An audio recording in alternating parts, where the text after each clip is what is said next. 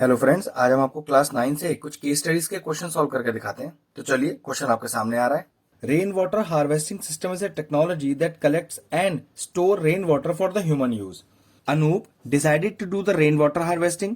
He collected rain water in a underground tank at the rate of 30 centimetre cube per second. कहने की बात यह है कि एक सेकेंड में वो 30 सेंटीमीटर क्यूब पानी कलेक्ट कर लेता है. और ये सेंटीमीटर क्यूब क्या डिनोट कर रहा है? ये डिनोट करता है वॉल्यूम. अगर मान लीजिए सेंटीमीटर स्क्वायर होता तो वो डिनोट करता है सरफेस एरिया. तो क्यूब है ना, तो वॉल्यूम अपने को मिला हुआ है. तो लिख सकते हैं इस तरह से कि in one second volume of water collected, volume of water collected, और वो हमारा कितना दिया हुआ है? 30 सेंटीमीटर क्यूब. ये लीजिए 30 सेंटीमीटर क्यूब. अब क्वेश्चन हमसे क्या कहता है कि what will be the equation formed if the volume of the water collected in x seconds is y centimetre cube. मतलब एक सेकेंड में 30 सेंटीमीटर क्यूब पानी कलेक्ट हो रहा है, तो x सेकेंड में कितना सेंटीमीटर क्यूब पानी कलेक्ट होगा, और उस सेंटीमीटर क्यूब को आप क्या डिनोट करोगे? y डिनोट करोगे. तो पहले लिख लेते हैं कि इन 1 second volume of water collected 30 centimetre cube. तो इन x seconds volume of water collected कितना भाई? अगर एक सेकंड में 30 सेंटीमीटर क्यूब हो रहा है तो x सेकंड में ज्यादा ही होगा, तो 30x सेंटीमीटर क्यूब. और क्वेश्चन में हमसे क्या कह रहा है कि जब आप x सेकेंड्स का निकाल लो तो उसे किससे डिनोट करो? Taken as y centimetre cube. तो फर्स्ट पार्ट में अकॉर्डिंग टू क्वेश्चन आ गया कि y is equal to 30x. ये जो 30x सेंटीमीटर क्यूब पानी आपने कलेक्ट किया है उसको किससे डिनोट करना है? y से डिनोट करना है. अब क्वेश्चन बच्चों को राइज होता है कि सर सेंटीमीटर क्यूब कहां चला गया? तो देखो 30x सेंटीमीटर क्यूब तो यहां भी लिखा हुआ है, और यहां देखो y सेंटीमीटर क्यूब भी लिखा है. तो इस तरह से लिखना चाहिए था मुझे, y centimetre cube is equal to 30x centimetre cube.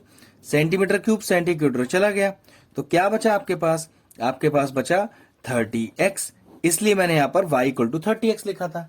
ये लीजिए, इतना हो गया. अब आगे देखो, इस क्वेश्चन का एक पार्ट और है. And also find the amount of water collected in 2 hours.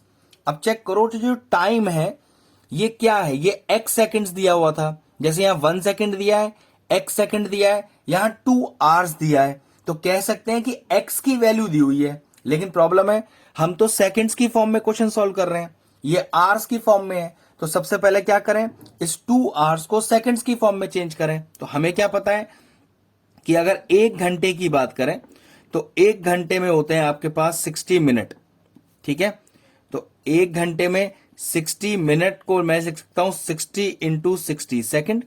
तो अगर 1 घंटे में मेरे पास हो गए 3600 सेकेंड, तो फिर 2 आवर्स में कितने हो गए भाई? ज्यादा ही होंगे. ज्यादा के लिए क्या मल्टीप्लाई करूं?